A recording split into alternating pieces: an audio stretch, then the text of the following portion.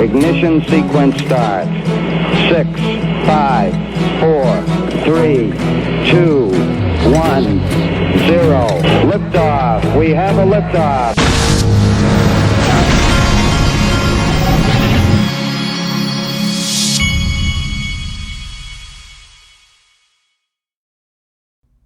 Hey everybody, this is the Digital Asset Investor and Nick Mirafedo from Link2, one of my sponsors. He's making everybody aware that they've just put Link2 shares on their platform. Link2, just an FYI, is my largest holding on the Link2 platform. Link2 shares themselves.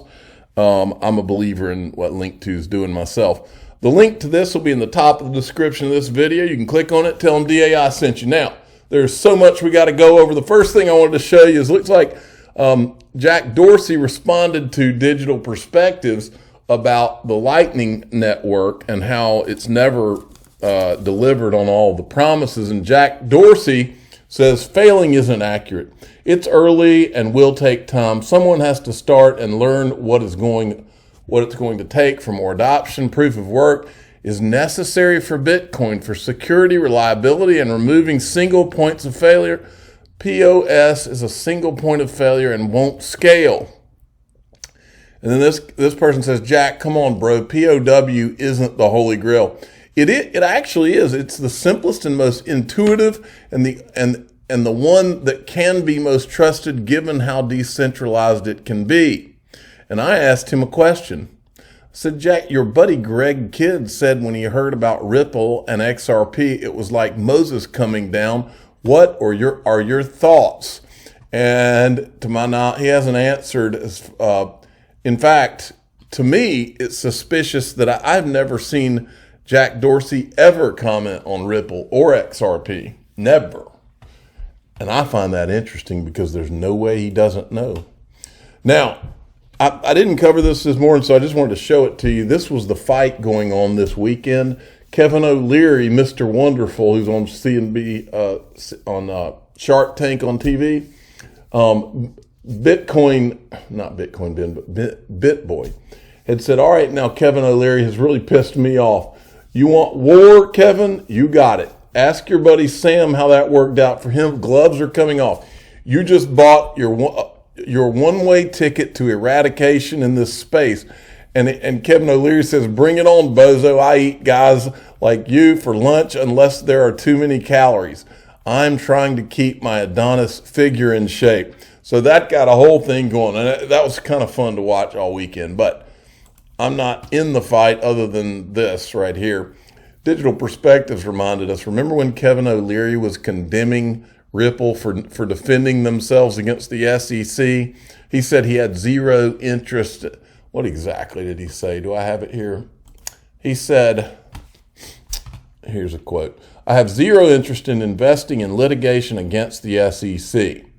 Folks, if I've learned anything, these people, all these people that we've been observing for all this time, they have information that you and I don't have. And that's what they are interested in investing in. Okay? It's as simple as that. All right. That's how these guys operate.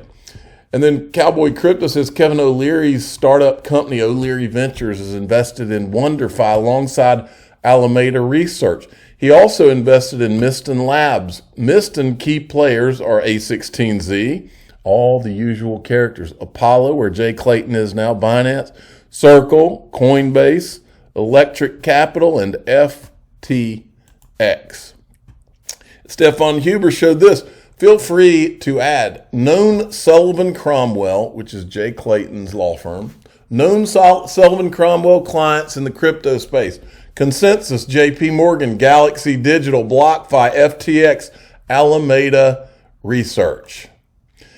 Then remember my video this weekend on Saturday? I said that Maria Bartiromo, they were going to have a shocking revelation, is what they said. Well, the shocking revelation is was about China.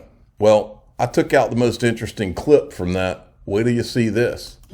Now, whether the Sequoia leadership is witting or unwitting, about the role and the threat to American security because of what they are doing in China? We don't know, but that is worth pursuing. We know that the committee, as well as the FBI, was very concerned about this, but there's been a blockage at the senior levels of DOJ and the SEC.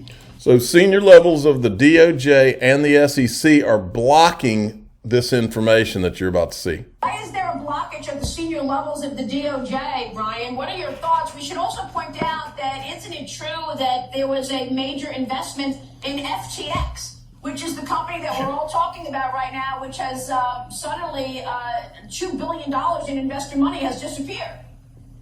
Maria, the Sequoia principals themselves, Michael Moritz and Doug Leone, as well as two of their portfolio companies, Citadel and FTX, are responsible for $150 million, or just under $150 million, just in the midterm investments. So their political clout is huge. And this is an exclusive for your show. And in February, I was interviewed by the FBI and the DOJ related to a number of securities fraud claims and allegations that I had uncovered as part of my civil litigation.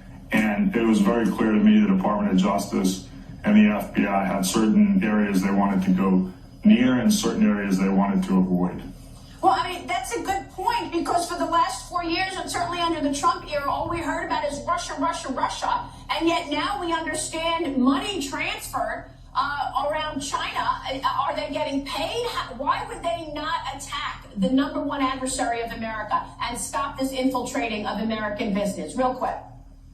You know, even worse, Maria, after I met with them in the beginning of February, 2 or 3 weeks later, the DOJ initiative was ended. And if you look, you know, groups like the American Civil Liberties Union and Stanford and Yale were the ones kind of driving it. And Sequoia has penetrated those organizations with significant donations from the principals.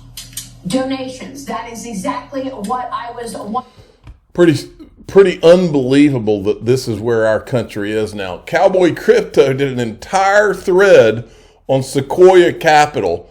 This is an interesting thread. It's an 18-part thread, and it goes through everything having to do with Sequoia Capital. I'm not going to go through that one for time purposes, but you should go check it out. It's at Cowboy Crypto 313, and give him a follow, because this guy, he's done the work. Now, John Deaton this weekend tweeted this: "It is entirely possible Sam Bankman-Fried used customer funds to make political donations, hoping to bribe politicians to support regulations he wanted passed. If even remotely possible, the judge should order all donations returned." And then BitBoy says, not only is it possible, he definitely did. I don't know how he knows that, but then we had Maxine Waters, who's the head of the Finance Committee of the United States and supposed to be leading this hearing that they're going to have about FTX. And here it says, Prime Minister Davis added that U.S. Rep. Maxine Waters, Democrat, California, chair of the House Committee on Financial Services, visited the Bahamas the previous weekend to discuss crypto, among other agenda items. So she's meeting on April 25th in the Bahamas to discuss crypto, and she's now going to lead the FTX investigation. Unbelievable. Now, in the midst of all this, I've been saying over the weekend that ETHgate's bigger than FTX, and I still believe that it is. Well, Joseph Lubin, after, I guess, 2 years of us showing video clips of him and things he said, nothing really more than that, except showing a timeline put together based on his words and other people's words, he has now blocked me, and my feelings are hurt. I just don't understand why. Then I decided to start digging around on some of the videos, started to look at some of the words of the people. Now think about this, folks. FTX everybody now knows that this is a fraud on the scale, allegedly a fraud on the scale of Madoff or MF Global, or these types of things, all right, or Theranos. It's been compared to all of these, right? Well, listen. So we have two not one, really not two. We got two regulatory agencies, the SEC and the CFTC, that have been speaking with and working with these guys, folks. What good are our regulatory agencies if they can't even figure out a fraud? Okay, They can't even figure out what's going on to the extent that they're working with them instead. Listen to this. We know that the SEC is also working on their own proposal for regulation of crypto markets and classification of certain crypto tokens. How does he know that the SEC is working on their own proposal? Because all I've ever heard Gary Gensler say is that it's very clear, the rules are very clear, there's nothing to do. Securities. So it's an exciting area, and we're going to see a lot of progress in that area over the next. How does he know that? How does he know we're going to see a lot of progress? And listen to this one. The derivative side, the primary thing we're waiting for is approval from the CFTC. We handed them an 800-page application, which we spent 10,000 hours going through with the staff in the CFTC to get comfortable with our margin model, our risk parameters, our technological setup. And, we anticipate hopefully getting approval sometime within a number of months, in which case we'll be able to offer those as well.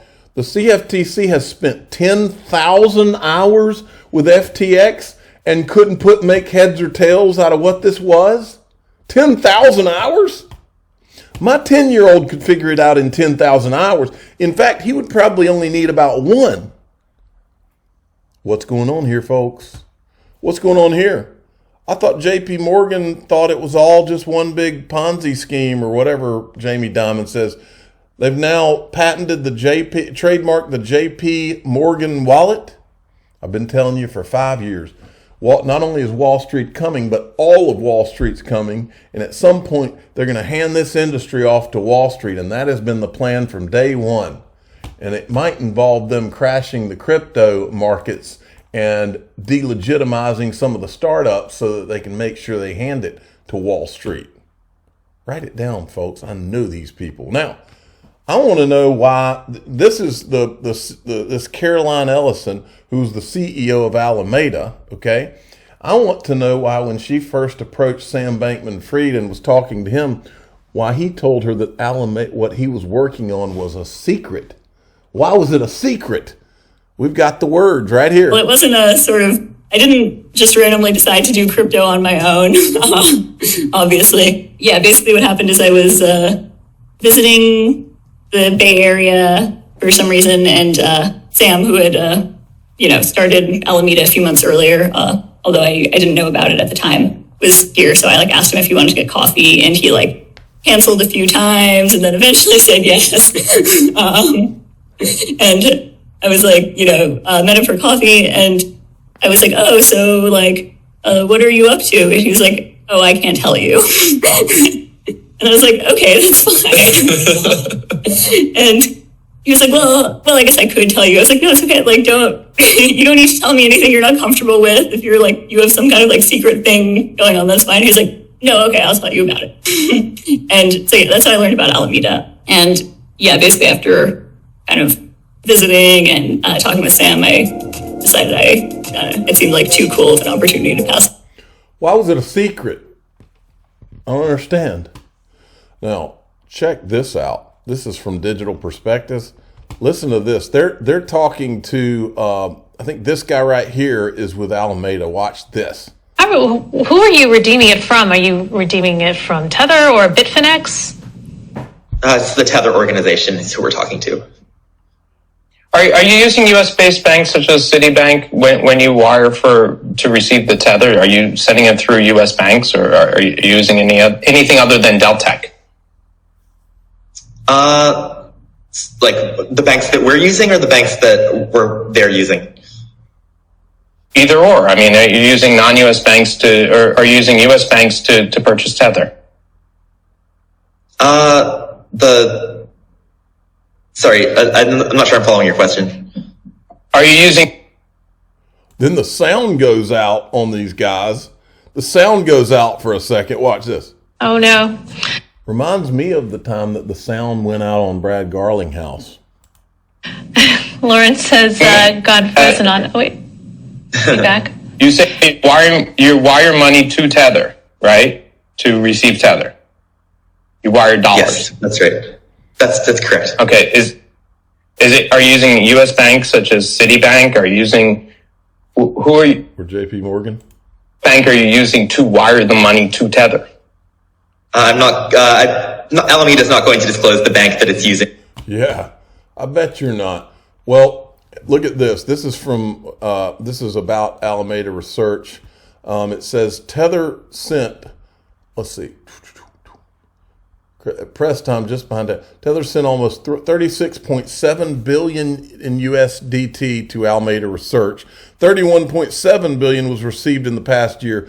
Alameda Research accounted for 37% of all outbound volume, while Tether sent nearly 30 billion of Alameda's USDT directly to FTX. Blockchain data shows Alameda operating in a number of other crypto exchanges. Well, just as a reminder, JP Morgan was Mt. Gox's banker. Now, I'm not saying that has anything to do with this. I'm not saying it doesn't have anything to do with this, but we do know that, folks. Now, we also know that JP Morgan was working with the Ethereum guys before the public mainnet launch. We don't know if they're one of the disguised whales, but we have a hunch. And then this is the guy that says, he says, this is the bank account I've been told to send money to when using FTX OTC. And that is Silvergate. Well, you can start looking who is behind Silvergate. All right. Today, this guy who has, I think he's he must be an ex-SEC guy or something. He's blocked me. But there's a New York Times puff piece on Gary Gensler. They're trying to save Gary Gensler's reputation. I don't know if it can be saved at this point. I'm pretty sure it can't. But Stuart Alderoty's talking about something that was said in the piece. He said, to be clear, SEC hasn't labeled XRP a security, nor does it have the power to do so. One judge put it this way: the SEC can only ask the question and the court ultimately answers. And then Politico put out another piece, which was not a puff piece, Gary Gensler versus the world. SEC Chair Gensler faces a growing political problem. He has a shrinking number of allies in Washington. And I want to show you one thing that I keep seeing pop up. Every time they talk about how the people that work for Gary are turning against him, they always say this, and it never makes any sense to me. At the same time, Gensler is facing unrest among SEC staff over a growing workload and return to office policies. So you're telling me that after everything we've uncovered about this guy and all his shady dealings, you're telling me that the only thing that the SEC staff is upset about is that they're being worked too hard and that they had to return to the office? Are you freaking kidding me? If that's all that the staff at the SEC is pissed off about Gary Gensler at this point, then we got a bigger they've got a dumb problem over there on top of the corruption things we've been talking about. If they've got a stupid problem, then maybe this country's a lot more screwed than I think. I'm the digital asset investor. I'm not an investment advisor. This is for entertainment purposes only. Please subscribe, hit the like button, and tell your friends and family that we might have a stupid problem at the SEC on top of a lot of what we think looks like corruption at this point.